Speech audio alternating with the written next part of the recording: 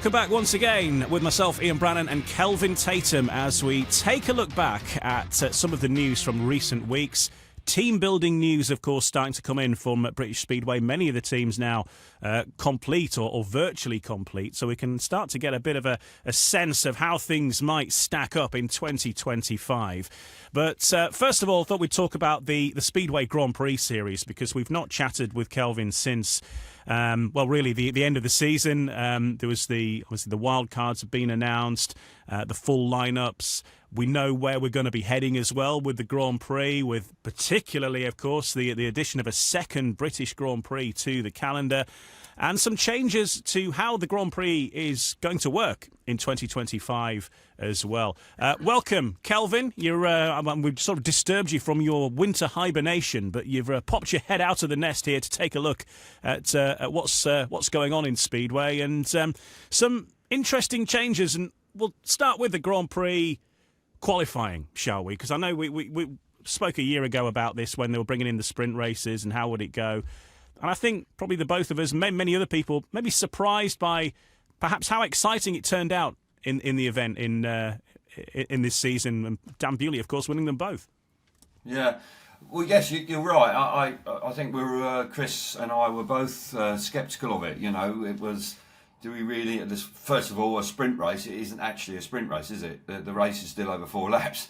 So we were a little bit confused by that. I think sometimes the terminology and some of the slogans that Speedway are using, I would argue we need to be a bit more original. We're just picking up slogans and headings from other sports.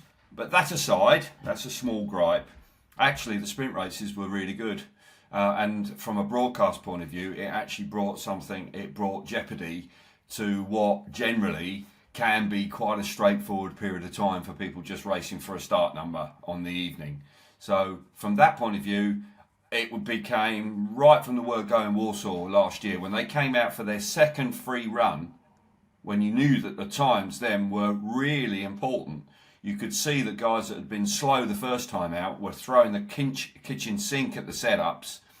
And you saw some guys actually turn it around and make the race. So, yeah, I've got no surprise at all that the FIM have included 6 times. And I think from a TV point of view, and to try and drag people in, I think it's a good thing. I really do. We can talk further about how they're going to do it, because it's obviously not going to be the same as it was previously. But 6 sprint races out of 10, it's a lot. It's a lot, percentage-wise, over 50%, with 4 points maximum up for grab each time. You know, obviously Dan Bewley got 8 points out of it last year, as you rightly say, he won both. So it can be very useful points, very useful points. Let's have a look at I'll read this verbatim. This is the word from SGP, so how it's going to work. So 2025 riders will have 6 chances to earn extra FIM Speedway Grand Prix World Championship points as they battle it out in an exciting new-look qualifying session with an epic head-to-head format. One of the major changes introduced to add even more intensity to the competition. Now, head-to-head showdowns is the phrase. Qualifying will get underway at an earlier time at most events on the Friday afternoon at the Warsaw and Cardiff events. It'll kick off with 2 free practice runs for each rider, known as FP1 and FP2. Are you seeing similarities with F1 and MotoGP here? The Speedway GP stars will then be drawn into pairs for a 60-second head-to-head showdown in Q1. The fastest rider of those 2 will advance to Q2, where they will face another head-to-head.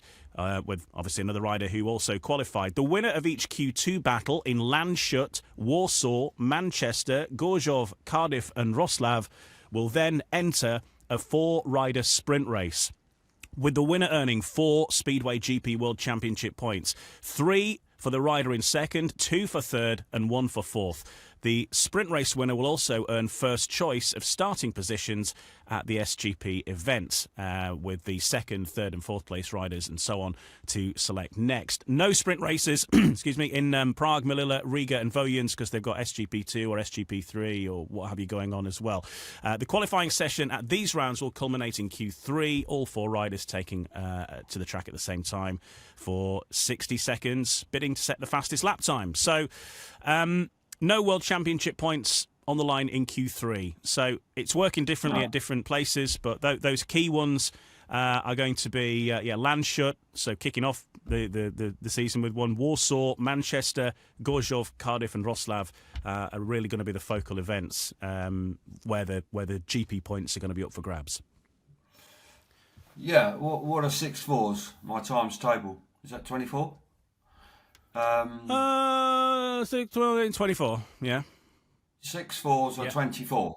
So if you could win six sprint races, then that's 24 World Championship points are available to you. So yeah, handy points. Whether it's too much, I think it is one too much. I think I'd go for 5. But as I say, from my perspective, purely from a selfish point of view, it brings that intensity and jeopardy to the broadcast, which pretty much was dull when it's only for start positions, and you got 3 runs and the track really doesn't do very much. So I think I like it. I think it really does jazz it up. We'll see how it works, and those heads-to-heads, I think 60 seconds, realistically, you're going to get 3 laps. You're going to get 3 laps to try and actually maximise your tyre and the track at that particular time. Whether we'll see riders riding into each other and crashing and literally, I mean, there's all sorts of scenarios, because I don't quite know how, literally, are they released like balls coming into the arena and they're literally handlebar to handlebar desperately trying to get the best of the track? I'm not entirely sure. Those scenarios I think could be, I'm really quite looking forward to see exactly how that works in Lancashire as that pit gate opens, because 60 seconds isn't a long time. And you could waste half of that very, very easily.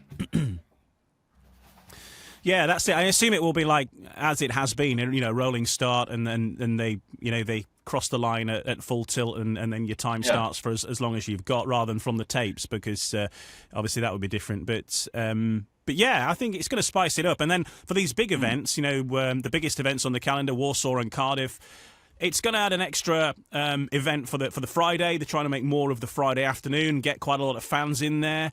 There's no other event going on in the area that weekend. Previously, the championship pairs has been a thing, previously in Somerset and then Oxford recently. That's now happening at the start of the season. So the whole weekend in Cardiff is clear. You've got no other event to attend in Speedway. It's all on that. So they're trying to get a lot of people to go in, and I think they had a decent crowd. I think they had a few thousand in the stadium, even though it doesn't look that big because the stadium's so cavernous at Cardiff. But there's a few thousand turned up on the Friday. They're hoping that they can add to that, get in there, and you're going to be watching an actual heat of racing and a bit of drama as well, and make the most of it with no other Speedway distractions. I think is the idea certainly for Cardiff, and I guess for Warsaw. I'm positive about it. I really am. Like last year, I was sort of like a bit grumpy about it. I'm thinking, oh really? But then, actually, as it transpired, I took to it. I think we all have, and I think from a spectator point of view and for a broadcasting point of view, it's a win-win. And even building up to the sprint race, watching the 16 riders go head-to-head initially, and then the remaining 8 going head-to-head, and just seeing who stays in and who stays out. I think it will. I think you're going to get some surprises at times. You'll get guys that actually become very adept at it, that are prepared to risk quite a lot for one lap. And what I mean for that, for people that sort of think, well, what do you mean? Well, you can actually put a setup on the bike that is actually quite difficult to race, but actually potentially could be very fast over one lap. So it will be very interesting to see the psychology and the strategy that riders bring to it as they go through the season. So, as I say, all these different scenarios are now coming on, just from what I've said, from a bit of a giggle point of view about the fact, are they going to literally be riding over each other as they come out onto the track to get the better of the track that they are presented with, to how they actually set the equipment up to make sure. And there are going to be some fabulous head-to-heads. There's going to be, isn't there? You know, some of the better qualifiers, like Dan Bewley, Max Frick is quite often up there. You know, to me, Smarslik, when he's on form, is up there. You imagine, you know, Smarslik and Bewley going head-to-head in Q2. It's going to be fantastic. You know, that's even before the sprint race. So I do think that I applaud that. I do, because I think it is finally we're going to get something out of the qualifying that should be enough for people to really get engaged with. And I think as well that the difference in the timings is so narrow now. You know, it's like Formula One, where people don't probably see the full things, but you know, SGP send out, don't they, the full list after qualifying of each lap, and you can see the difference between the rider who's first and the rider who's 16th. You can be talking half a second or less, you know, milliseconds between those. Yeah. And there's going to be just that little, you know, wafer thin difference between finishing first and probably finishing 10th even. It's going to be exciting. Yeah. It's not going to be sort of as obvious as people think. No. I as I say, we've seen the timings over the last 3 seasons, and we've seen on occasions how close it can be. And it's fine margins, and riders will really have to be focused and concentrated. They can't just relax and just play around out there and experiment with being up around the fence.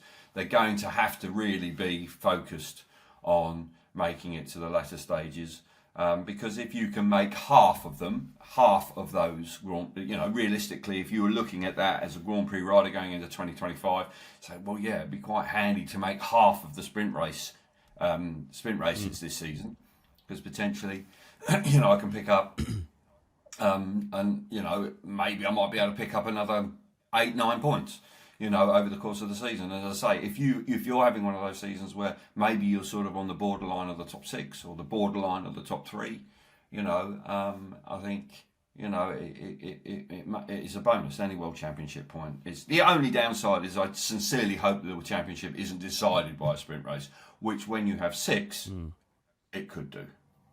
It could do. Could be. You know, to be before the main event, but hey, you can't have it every way. You can't. You know, you just simply can't. But this is an area of Speedway that has been a problem for a long time.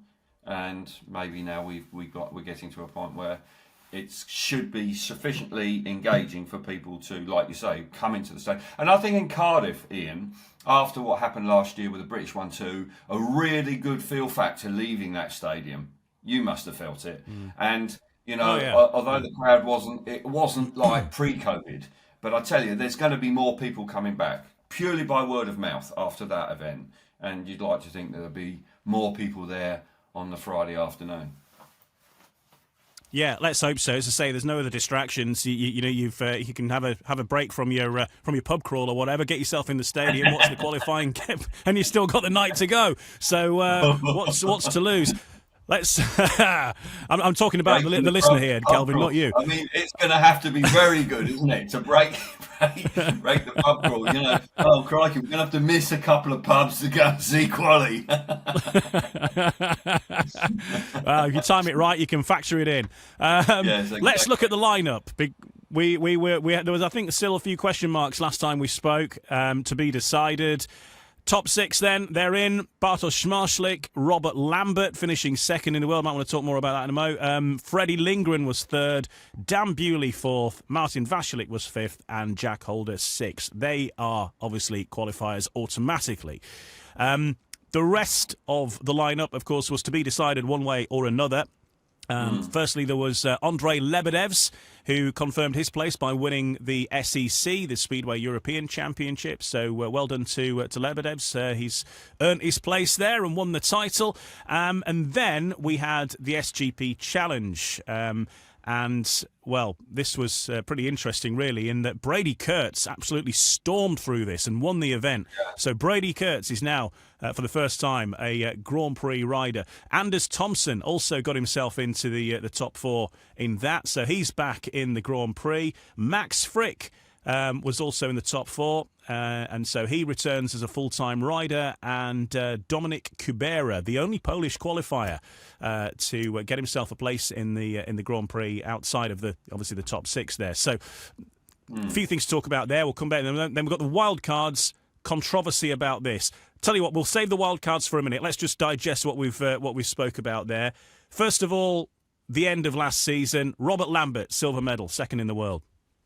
Yeah, Robert Lambert, his consistency throughout the series was admirable. He started very strongly. He was there or thereabouts. He was making rostrums, making finals on a regular basis, and he was our standard bearer. Bewley got off to a slow-ish start. Ty Wolfenden had a disappointing campaign all round, you have to say. But Robert Lambert was the leading British rider in the World Championship. And apart from... was it Gorjov? I think it was Gorjov. Where he got maybe 3 or 4 points. Hey, I've slept since then, so that's a pure guess. But it was a really poor performance. I think he would have been that bit closer to Bartosz Marslik.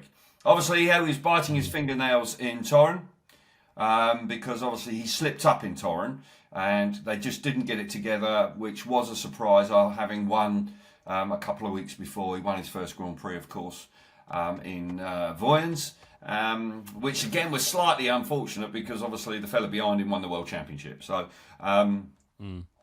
but on reflection, apart from that round in Gorjov, and I would say apart from the British final, I would say that Robert Lambert had the season of his life. And world number 2, that is a fabulous achievement. And my hat's off to him. When Robert Lambert, Speedway of Nations with Bewley, they've done it twice now. World number 2. He didn't ride in the UK, but got to say, Robert Lambert is... Now he's won a Grand Prix, and you've got to believe he's going to kick on and win a few more. And I can't see him going backwards. I can't. I think he's going to be... He's the sort of fella now that's going to have the belief to be in and around the top 3 for some time to come. There's always that, that kind of monkey on his back, really, wasn't it? That he'd done everything, but he just hadn't won a Grand Prix. And as they say now, that's nailed. That nobody can ever say that anymore. Nobody can take away the fact that he's been world number 2. He can only go one better now, but he knows he can, keep pace pretty much with the very best in the world now. And for the first time in a very long, I don't know when it would be the last time, but 2 riders in the top 4 in the world as Brits. That is a great achievement. Probably the first time in Grand Prix history, I think. Yeah, I can't remember it happening. Mark Loram obviously was a lone wolf for us there when he won back in 2000. Obviously, Ty Wolfenden when he won in 13, 15 and 18. I can't remember that there was another British rider that close to him. So, we've got 2 riders that are potential world champions. And if Dan Bewley can find the consistency from the get-go, he certainly has the speed and the quality and the talent to do so. And Robert Lambert likewise. So, the future is pretty bright there. They're mid-20s. Mate, they've got another 10 years minimum kicking around if they stay injury-free. So that's really good news for us. And you've got to think in 2025 with 2 home Grand Prix, and Bellevue being one of them, where obviously Bewley, we know how well he rides that place, and Robert Lambert can get round there as well. You'd like to think that they would be licking their lips a little bit at the upcoming programme, really, because they must be believing that they can challenge for a world title. And on that note as well, let's look at the riders that are coming into the Grand Prix, starting with Brady Kurtz. Of course, as you mentioned there, Bellevue now hosting a round. He's the Bellevue captain.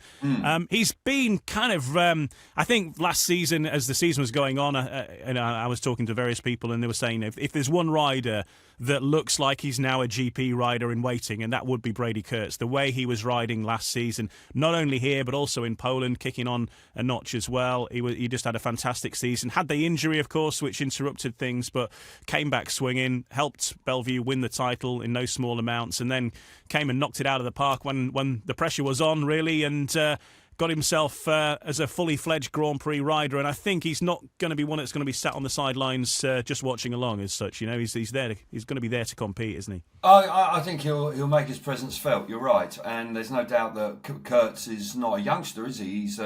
He's a mature guy. He's around 30 years of age, so he's been around. He's been overlooked at times.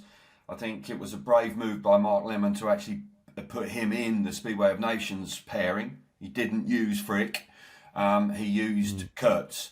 And Kurtz, even though he'd been injured, and because Kurtz started the season fantastic for Bellevue, didn't he? He was absolutely riding like a house on fire. Then it was interrupted with that ankle injury, and then he came back. But when you look back at Kurtz this season, he looks like he's ready, doesn't he? He looks like he's mature enough. He looks like he's not going to be overwhelmed by the challenge. And for him to go to Pardubice off the back of winning the title for Bellevue, that was tough, because that was a Friday night and they were racing at Leicester on the Thursday with that delay to the second leg of the final of the playoffs. That was far from ideal preparation. Gets to Pardubice in the Czech Republic. The weather's not very good. You know what I mean? And he just, like you said, he just rode out of his skin, and he produced a performance that was worthy of going through. So yeah, he did the business. Obviously, Frick got through, Cabrera got through. I don't know whether you want to go into about the lineup, because there is a lot to talk about, I think, about how that's shaken down. You know what I mean? But Kurtz 100% should be in it. There are some people there that I'm not sure about whether they should be in it. All right, let's come to that then. Wild cards. Now, I'll read the names. Mikkel Mikkelsen, of course, he was perhaps unlucky with the injuries. You could argue he was maybe. With that. I've got no problem with that. There or thereabouts, wasn't he? And that's fair enough. What else have we got then? Jason Doyle, of course, was flying at the time. But then, of course, had that injury that put him out for the rest of the season. You've got an argument there. The question marks really are these two. It's Kai Hülkenberg and Jan Kvek. They are in as Grand Prix riders. Now, the big talk was about, are we going to get Emil Sayfutdinov and Artem Laguta back in? And it seemed like it was going to happen. I heard from a fairly reasonable source that it was happening. Even to the point where a rider in Speedway who was reasonably well connected said that he'd heard that they were definitely in from a rider who has got a wild card now, who had been told he was out. And then over the course of 48 hours, it changed round again. Now, there's obviously something gone on with the PZM. They weren't happy. They were even less happy that there were no Polish riders selected as wildcards. To which, obviously, with Emil and Laguta riding on Polish licenses, there's an argument to say, well, why don't you absorb them in as Poles? And, you get your Polish riders and we get Artem Laguta and Emil Sayfutdinov back in. Is one potential shakedown in that? I don't know, but they're not happy about that.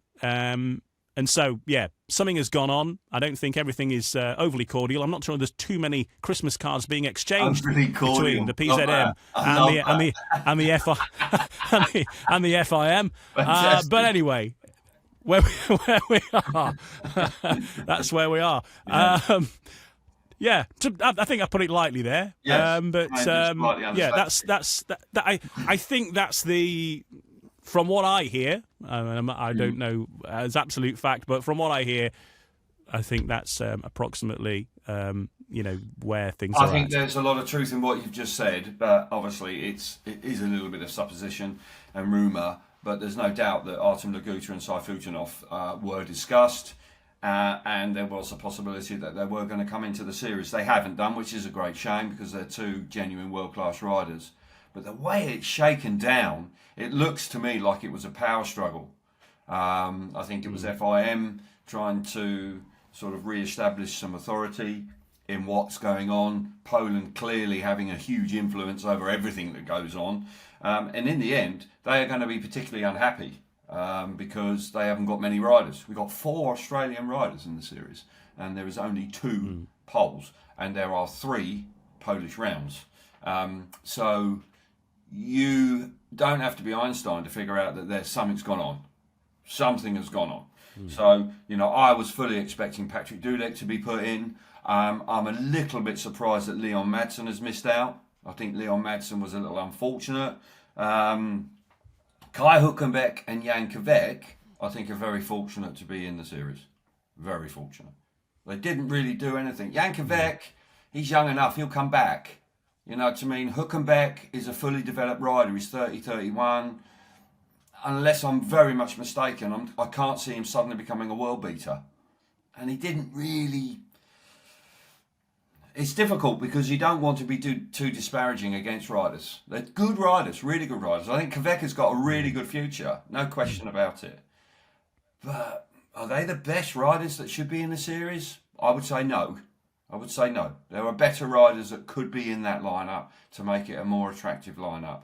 And to me, that is some heavyweights in the corporate world, from whether it's Discovery, whether it's PZM, whether it's FIM, not really getting on very well, and everybody wanting to have a little bit of a piece of the pie and want their say in it. But it is what it is. It is what it is now, which is a phrase that you hear all the time.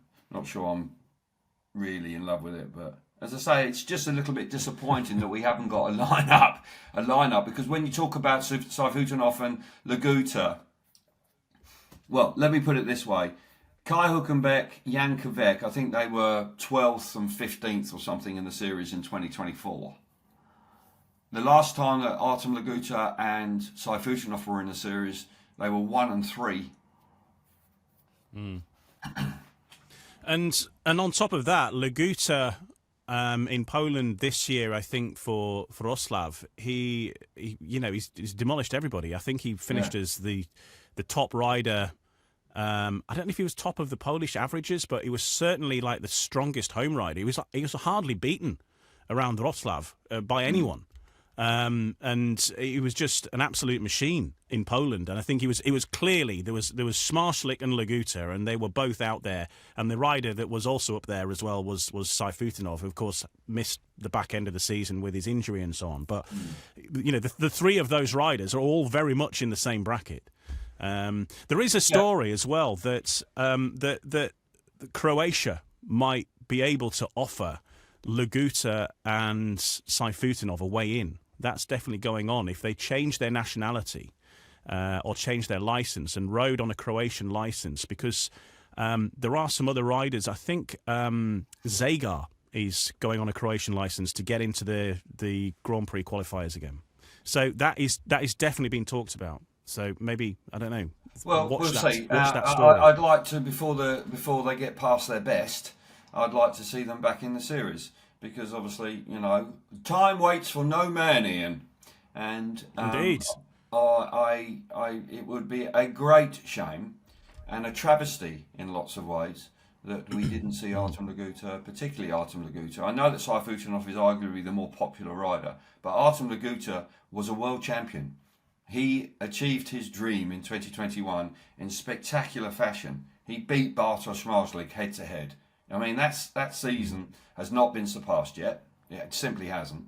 And for him not to be able to defend it or to make the most of that, I mean, many riders would have found that mentally really difficult to overcome. But he appears to have done, because he's riding in the Extraliga, arguably the hardest league in the world. He gets the better of Smarslik regularly. So in that league, he gets the better of him. So you've got to believe that. Well, let's hope. But yeah, the controversy over the lineup, no doubt about that. Leon Madsen is a first reserve, Patrick Dudek a reserve, Woofenden their third reserve, and then so on down.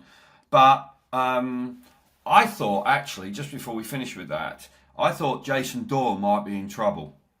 And the reason I thought he might be in trouble is not because he's not a fabulous rider and that he deserves a spot, is that when you got Jack Holder just creeping in Torrent into the top 6, because he was on the slide badly, and then you got 2 Aussie qualifiers from Pardubice, and I thought, will they have 4 Aussies?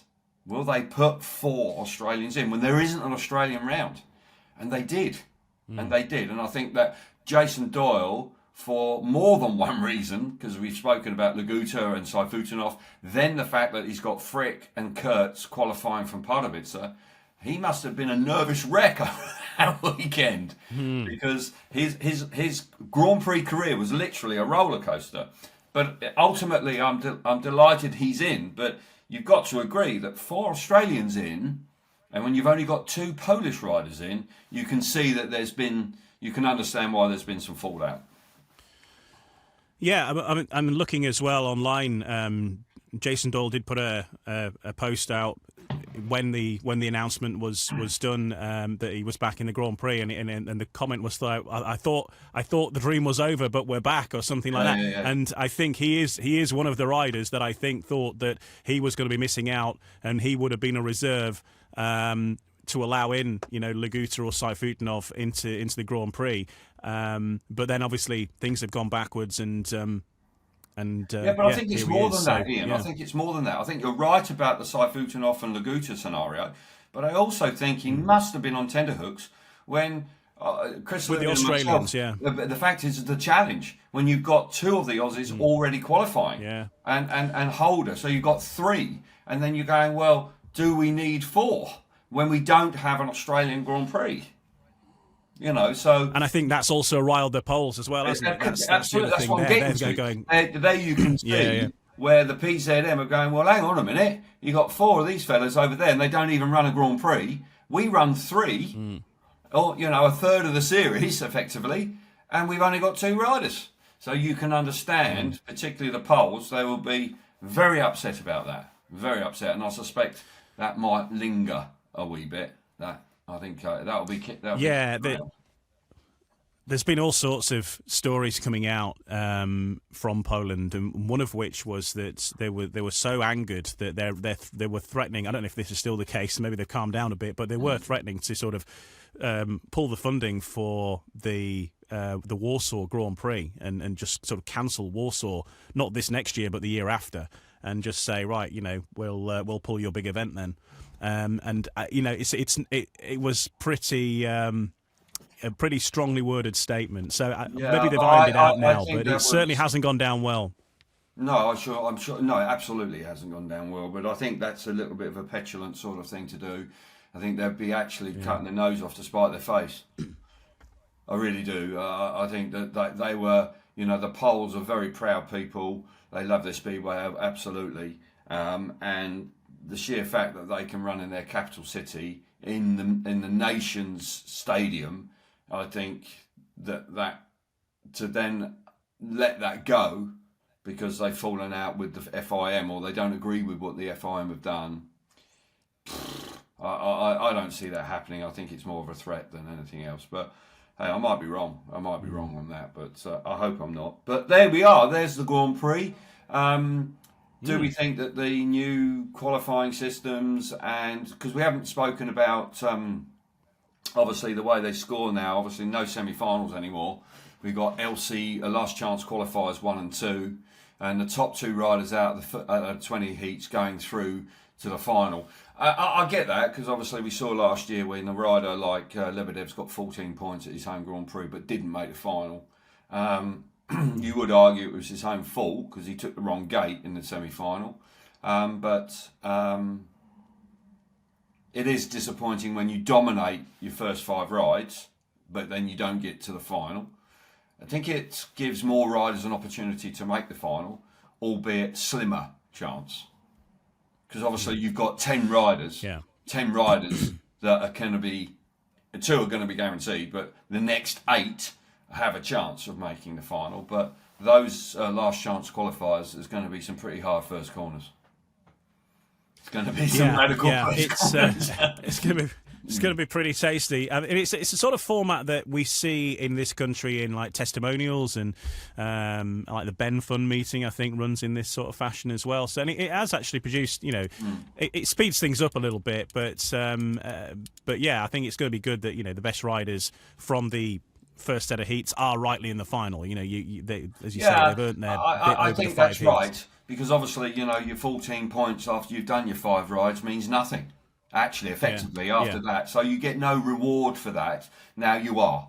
So if you score your 15 or your 14, then you're rewarded with a final, which I think I can get that. I can go along with that, no problem. And then you've got to make the start of your life in a last chance qualifier, and that will be drama, won't it? Absolute drama. Yeah, I think it's going to ensure the best riders of the night overall. Certainly at least in the final event, and yeah, I think we'll see how it pans out. I think you're going to see some big hitters miss out. I think you're going to see some big hitters miss out because riders from a psychology point of view, Ian. If you're in the top 10, if you finish 10th, right? If you finish 10th and you're in an LCQ2, okay, for 2025, you're going to take a chance. You're going to take a chance. Yeah. Simple as that. You've got nothing to lose and everything to gain. You haven't scored many points, but you've still got the chance of scoring 20. You might be in 10th on 4 points, but you've got a chance of scoring 20. And that is a carrot that some of those guys are going to go, well, I'm just going to run over to somebody. I'm just going to run into people because that's how dramatic it potentially could be. So we're going to build that up. You know what I mean? That is going to be a natural thing, building it up on the broadcast. So all of these things, I hope it doesn't become a carnage. I really do. But there's no doubt that the way they've set it up is for more drama and more potentially dramatic action, and more surprises, making it more unpredictable. To get through an LCQ, because like Bartosz Szmajslik didn't often top score last year, did he? He was like struggling at times just to make semi-finals. So he's going to have to. I think it's going to.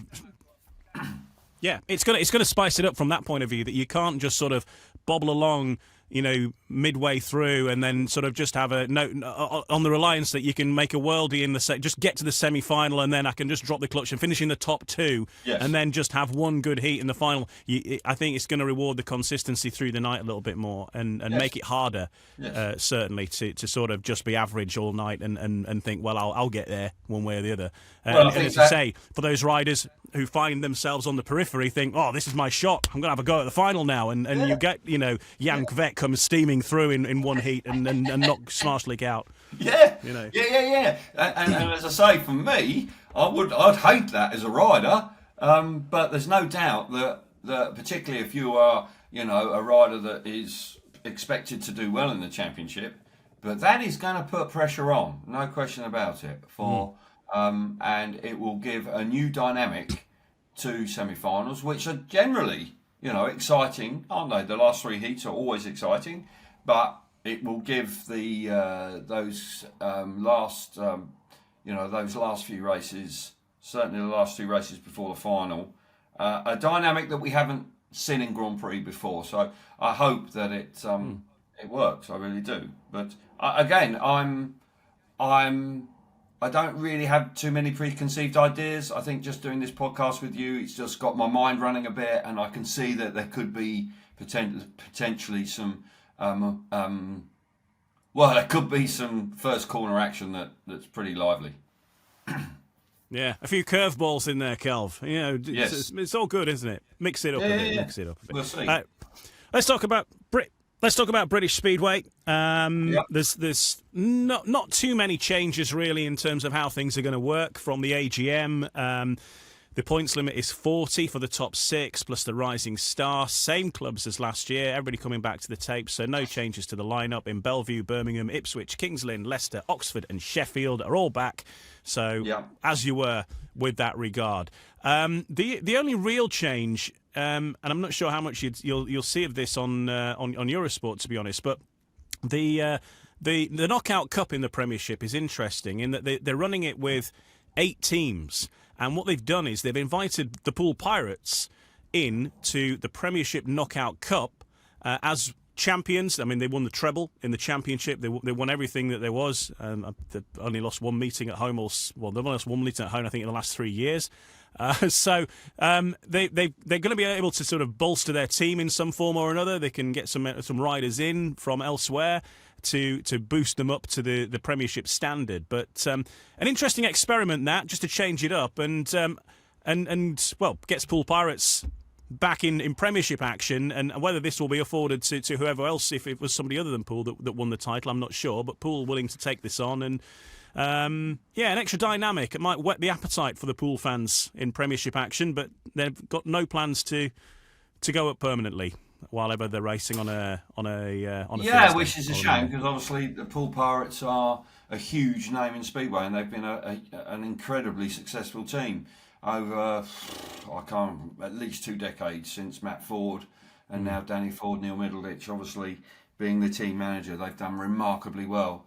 And they are a winning machine, whatever league they run in. I think the key to me for that is to make sure that they've got a strength, because I see, you've told me that they're drawn against Sheffield in the first round, who have got the Holder brothers and Ty Woofenden. They've got a half-sensible team, Sheffield. So, I just hope that the Pool Pirates can actually field a team that can compete, because otherwise they don't want to be turned over and embarrassed.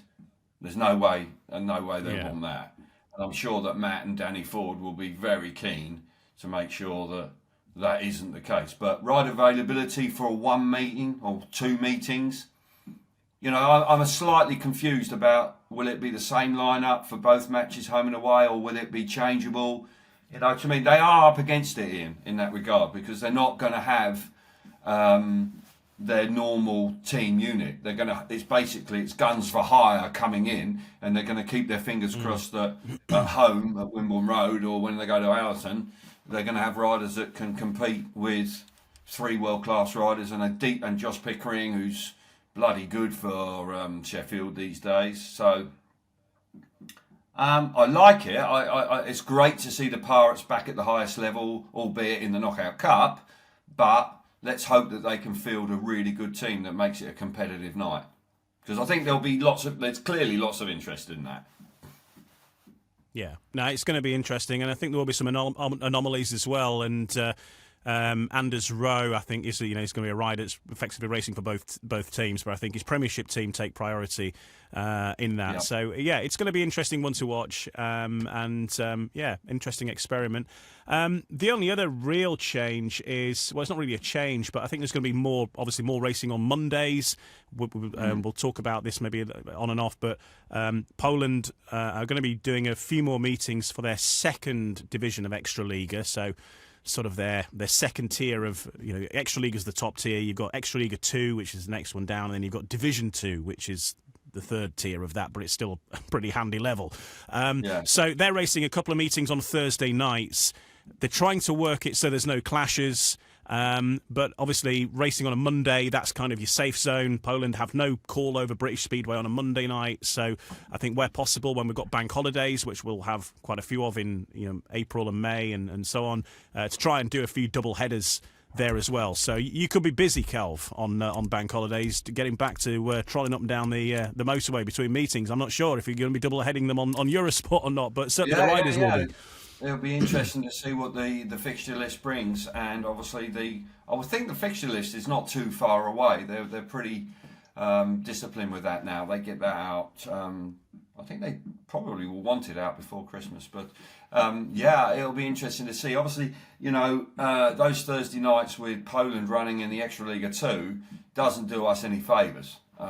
Irrespective, that's going to be slightly awkward. We already see Kings Lynn moving their race night to a Monday to alleviate that potential clash, because there are a lot of riders in the Premiership that ride in Extraliga 2, quite a lot of them. So I just hope that the Poles behave and they don't suddenly start introducing loads of meetings on Thursdays and rain-offs and God knows what, and it all gets rather messy, because that will interfere with our programme significantly, and they will put pressure on riders, as they always do, if they feel that they need to have them back. And obviously economically, and the financial rewards there generally are big, so in Speedway terms. So let's hope that doesn't present too much of a problem, but I know it's been of some concern, and I know that Phil Morris has had to broker a deal effectively, because I think where you've suggested that there are just 2 meetings, I think when they first announced it was going to be a full programme, and that would have impacted on our league hugely. So there has been some compromise. So that's it. I'm pleased that we've got the 7 teams back. Obviously, Birmingham, there was a big question mark over whether they were going to continue. They are. if I'm right, they've got 4 new signings, and looks like they might have a completely new team. Yes. Let's hope that they can enjoy they can enjoy a better season than they did last year, because they really were, they'd struggled. The Oxford Spires, who they were the nearly boys, weren't they? They were in and around the top 4 for a long time, but then fell away. Maciej Janowski coming back. You've got to believe Janowski's going to be better this time around than he was in 2024. So, and what's that signing? Peter Kilderman being signed by Oxford. I'm right, aren't I? I haven't got that wrong. That's right. Yeah. Definitely so Peter right. Kilderman, we haven't seen him since he rode for Swindon. Very exciting rider. He's sort of disappeared off the map a bit, certainly internationally. But on his day, if he can recapture some of that form he showed for Swindon, he'll be a handy signing for the Spires. And I've got to believe that, you know, he comes in on a very low average that you've told me. I wouldn't have known his average, but it's a very low average. So they've still got room for a big hitter there if they can find one. And so, yeah, I mean, I'm hopeful that the season will be competitive. We'll just have a look through the different lineups. We talk about Oxford there. They need the big hitter. And for Oxford, really, was like the last season was just, it was going okay, wasn't it, for a first season back at this level. They threw a few surprises in there, as in particularly in the early season, but they just ran out of steam with injuries, really, didn't they? And sort of fell away, and that allowed who got? Well, it was Leicester, wasn't it? Leicester got into the playoffs. Well, Leicester sort of really late got doors. on a roll, didn't they? They got on a roll, and they usurped them. You know, Bellevue, Sheffield. You know, they potentially might have slipped out, but in the end, Oxford were the ones that became vulnerable. They ran out of steam at a vital moment. So, but you know, when you say they're looking for a number one, I think they've got a number one. They've signed a number one, and Maciej Janowski, if he can reproduce, previous form, Maciej Janowski should be a team leader. I think a number one. He struggled a bit to adapt. You could see how hard he was trying. He just wasn't consistent off the start, and readapting himself to British Speedway, it took him a while. He got better towards the back end of the season, and if he can start like that, then potentially he would be somebody to put his hand up for that position. But it'll be interesting to see who they get for their number 6. Ipswich, I think, look fabulous. I think they look fabulous. Yes. I think the signing of Tom Brennan is a masterstroke alongside Saifutinov and Doyle. I think it's brilliant. He didn't he guest for Ipswich, or certainly ride at Ipswich at the end of the season, and I think he got a max, didn't he? I think that will probably have made Chris Louis sit up and take notice if he wasn't already, of course. But when you look at the team, as you say, they were flying, weren't they, last season? They had the injuries to Doyle and Saifutinov that really did derail everything from there on. I think they did well to sort of keep in the game without Doyley, but then you couldn't do that without Emil as well. And you can't replace those riders, can you, with anyone? And otherwise, the team is the same, isn't it? They've kept the consistency. Dan Thompson is back. The only one that's gone is Keenan Rue. Keenan Rue is going to go to Birmingham. And I think they would have been reluctant to let Keenan go because they'd sort of developed him over a couple of seasons. But somebody had to go. Because that's the nature of the way the averages work. But when you look at it, and I think Danny King would have been looked at, maybe he might have been released. He's a stalwart of the club. But if he's in and around Brennan, Doyle, Saifutinov, you've got to believe, and Brennan, I think that top 5 potentially, and Adam Ellis is still there, of course, as well. And Dan Thompson. I mean, Dan Thompson's quite useful. I think when I look at the other teams, I think that team to me stands out. It looks better than the Bellevue and Sheffield. It's going to be close, but they look on paper right now. They look the best. And they've done well as well because Dan Thompson is too good now to be a rising star. He got himself an average that's too great. So he's now a fully fledged rider in the team. But Jordan Jenkins actually still does qualify to be a rising star, who of course was in the main body of the team last year. So he actually drops into that. So they get him for free in terms of an average. But again, an experienced rider. They've got experience of Ipswich, because it's practically the same team. As you say, that changed only with Tom Brennan coming in, but Tom Brennan, yeah, I think that is going to be, and he's think, kicking on as well, isn't he? You know. Yeah, he is, and he's a rider that's still improving. And I think that he sort of had a season at Birmingham last year that treading water, really. I think now going to Ipswich, I think that environment there, I think that will only benefit him, and he will benefit their team. So Ipswich look really good. I think the champions, there's been a swap there and there with the brothers Cook, obviously Zach coming in, Ben going off to King's Lynn. They'll be strong. I think that, like they won the league, even though Jamie Leedsley had a poor start to the season. Kurtz and Bewley obviously held them together. They weren't great away from home actually at times last year, Bellevue, particularly early doors, but they turned it on in style towards the back end of the season. I don't think if Ipswich had been at full strength, anybody would have had the better of them.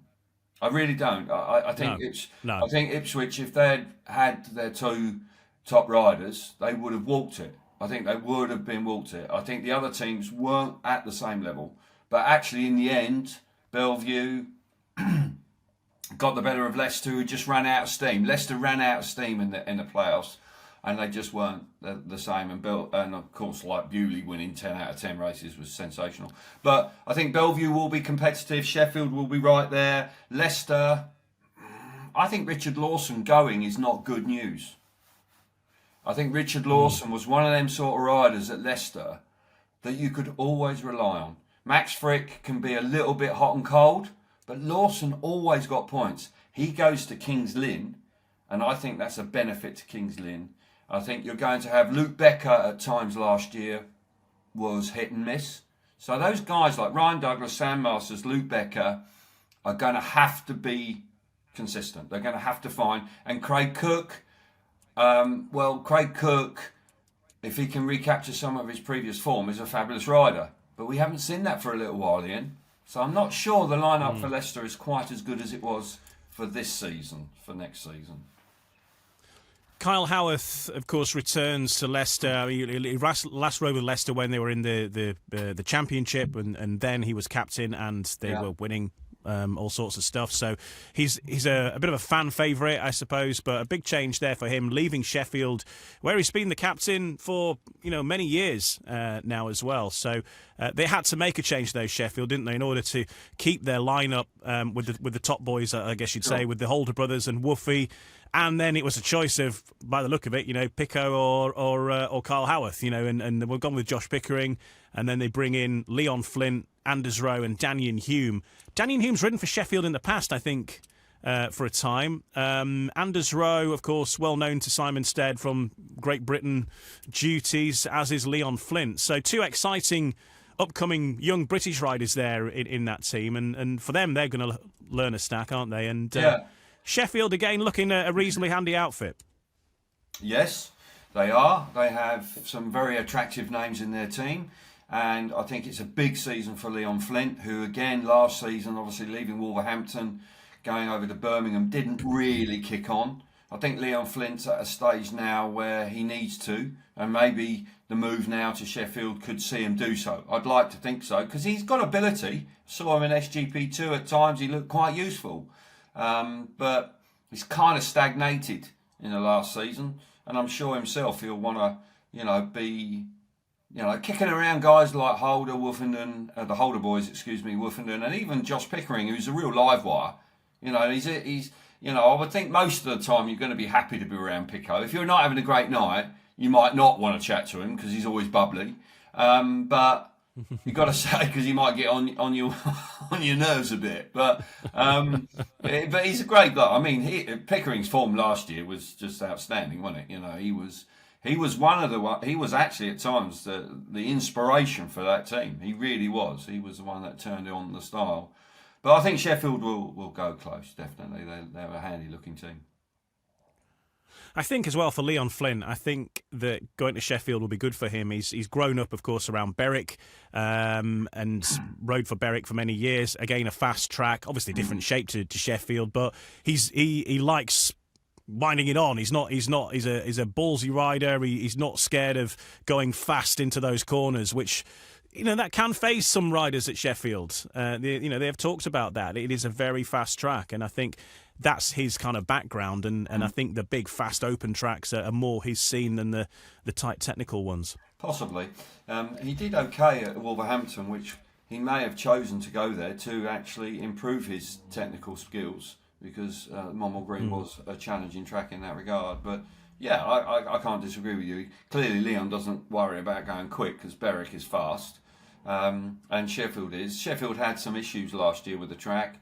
They had a few crashes there that were tough. That one was Saifutinov. I think Chris Holder had one there that was a little bit tough as well. But I'm sure they'll work on that. But yeah, that team looks good. As I say, the champions, Bellevue, look good. I think Tate Zisk, coming back from injury, I'd like to think he'll go well.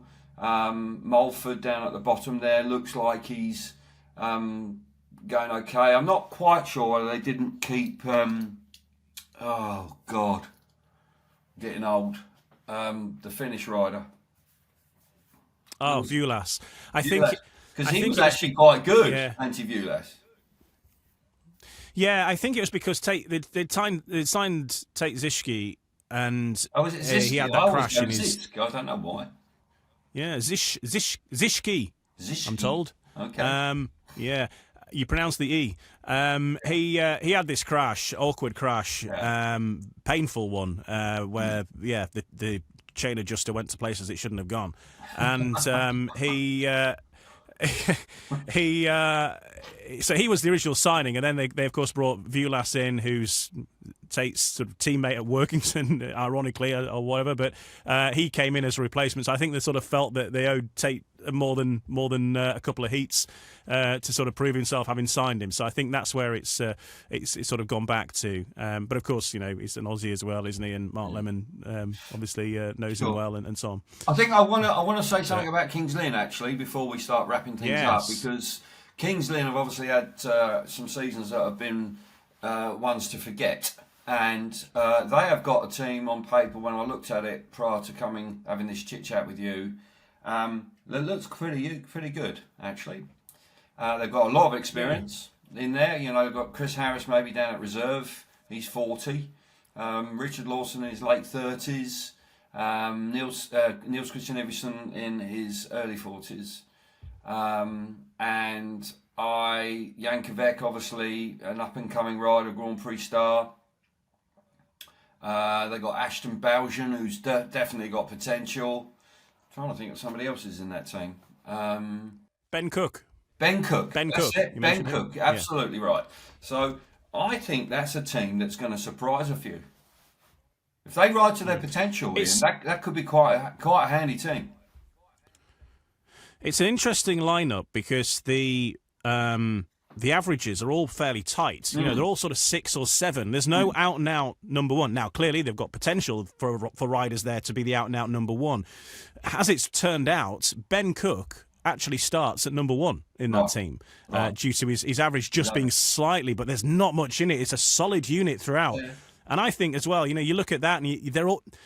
I'm getting kind of Peterborough 2021 vibes because Dad's Army, it's Dad's Army. It's got that vibe about it. You've got Rob Lyon, okay, of course the team manager doing it all again, and you're always going to have a reasonably big hitter at reserve because they're going to start with Chris Harris at reserve with Ashton Bowden. Chris Harris is going to be riding with Ashton Bowden for Glasgow. Because Chris Harris is starting at 1, Bowden will be starting at 2 for them, so they'll be out as heat number 1 side by side for Glasgow in the championship when they get going. So that pairing, they're going to be riding together a lot in both leagues. So I think clever move there. But as you say, if it's not Chris Harris, it's going to be Nikolai Klint, or it's going to be Ben Cook or Jankovic. You're going to have It's not a novice at number 6. It's going to be a big hitter down at reserve, and that's what we saw with Peterborough, wasn't it? We saw Hans Anderson was there, Scotty Nichols was there. You had former internationals all riding down at reserve. And in the end, they were scoring heaps of points. It's 15, 16, 17 points out of reserve. So they were winning matches for them. So, yeah, I think Kings Lynn are an interesting case. And as you rightly say, no out-and-out number one. There's a potential. You could see Yankovic become the number one with his second season kicking on. Because he pretty much, he hit the ground. I think I was there the night he made his debut, actually, for Kings Lynn. And he won a race that night. He won a couple of races, I think. And to be honest, he made the transition and made the switch into British Speedway pretty smoothly. He had a few off nights, which you're going to have, because every track was brand new to him. But all in all, he adapted well. So, yeah, Kings Lynn are definitely worth a mention. And you would not be at all surprised for them to make the playoffs. Not at all. And it would be good for them to do it, because they've had such a bad time of it the last few years. They've started a season with a team that looks all right, and then it all falls apart, and you get a few defeats on the board, riders start leaving or whatever. And I think it'd be just nice, for the Kings Lynn fans, just to have a steady old season, mid-table, get yourself into the playoffs, get a few extra meetings, and then from there, as we see, you never know from that point. But I think it would be good, and they've got a decent team there, I think. And from what I hear as well, that there is a good dynamic already. These riders, a lot of them, of course, rode with each other last year. Those coming in are, riders that are not going to cause a problem. I think it's a good bunch of people as well. Yeah, sure. Riders like Harris and Lawson, what I mean? They just get on with it. And what I mean? That's what I mean. They don't make a big fuss. They just crack on. And Niels Christian Evenson's been around for a long time. I think Ashton Bowshin should gain a lot of experience.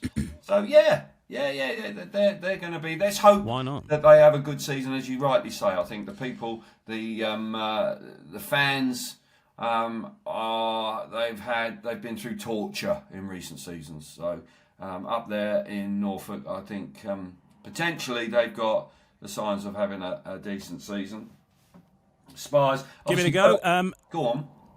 Yeah, I was just going to say, we'll just round off with Birmingham. We've not touched on them fully. They've got a new lineup, and obviously they had some issues last season. So I'm not sure the full lineup yet, but we know that it is Jason Edwards, who was the first to be announced as the rising star, Tobias Musielak, Mate Zagar, Keenan Rue, and Jonas Jepsen are the riders named so far. And obviously a couple of eye-catching riders there. Tobias Musielak, of course, he's going to be starting, I think, as the big hitter, the number one. Mate Zagar comes in, obviously, with much pedigree over the years. Maybe not in the last year or so, but and Keenan Rue was a decent rider that made way to allow Tom Brennan to come in at Ipswich. So that's how they're looking at the moment. Yeah, obviously, they need to expand upon that. But Zagar and Michalak are both quality riders. Michalak has been, he led the team at Sheffield for a number of years. It didn't work out last year at Kings Lynn. I guess he made way for Woofenden, but no. You don't want to see teams just continually struggle. You just don't. You want them to be able to sort of build a team. But rider availability and getting the right blend of riders is never easy. And they are a little bit behind the eight ball, aren't they? Because they haven't, the other teams are almost there and they aren't. They've got 3 riders to sign. So I don't know who they'll be looking at. But the problem Birmingham have got is the future for them. That will go through a rider's mind. To me, if you're going into a club where there's, it's common knowledge that might be the only season for you, you're going to just, I don't know if that makes for a great feel about the team, particularly if you get off to a poor start. You sort of think, who went there last year from Wolverhampton? Oh, God, I'm doing it again. Didn't have a great season. Actually, Steve Worrell? Steve Worrell, yeah. He had some time on the sidelines as well. It didn't work for him, did it? He didn't have a great season. No. And he was going well at Wolverhampton. And Stevie was way better than what happened there, didn't he? Just, I don't know. He had an ear infection, didn't he? He had an ear problem, which clearly was out of left field and it interrupted his form. But he didn't really get to grips with Perry Barr, I don't think. So let's hope that they have a more productive season this time around. But there's pressure on there. And Chris Adams, who I think Ermolenko has stepped down from being team manager. Chris Adams is now going to be in charge. Obviously, Pete Adams' dad was a very accomplished as a superb team manager. So Chris Adams must have inherited some of that DNA. So you'd like to think he'll be on top of it. So, look, I've got no skin in the game. I want them to be. I want them to go half sensible, but they're gonna have to sign some sensible riders, aren't they? Yeah, they've got a few to go. I had a chat with Chris Adams. I went to that Speedway show thing that happened in Warwickshire a few weeks back, and he was there, and he was saying about how Pete often is on the phone. They have a catch up every week, and Pete's obviously often on the phone saying, "What the bloody hell did you put him in that heat for?" Or whatever. So he's learning he's getting a weekly critique from Pete. So don't worry about that. Yeah, he's a hard taskmaster, but then he knew his stuff. He was very studious with the program. He didn't make many slip ups, that's for sure. So no, I think the British scene is, as you say, not too many changes, but